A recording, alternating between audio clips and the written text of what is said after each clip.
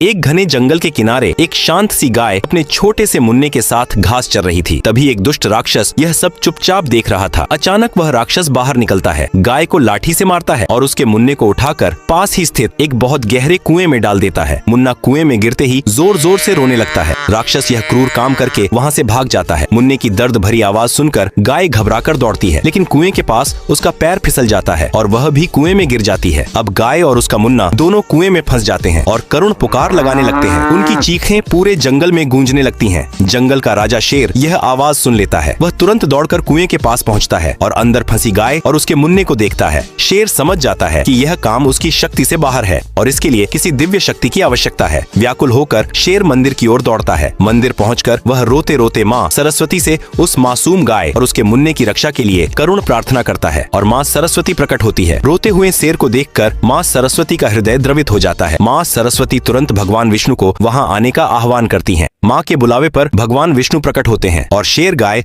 और मुन्ना के बारे में भगवान विष्णु को सब बता देता है। भगवान विष्णु तुरंत चल देते हैं। वे कुएं के पास पहुंचते हैं और अपने दिव्य स्वरूप में कमंडल से दिव्य शक्तियां प्रवाहित करते हैं। अगले ही क्षण चमत्कार होता है। गाय और उसका मुन्ना सुरक्षित रूप से कुएं के बाहर आ जाते हैं और खुशी खुशी नाचने लगते हैं। लेकिन दुख की बात यह है कि भगवान विष्णु की इस दिव्य लीला पर किसी ने लाइक और सब्सक्राइब नहीं किया।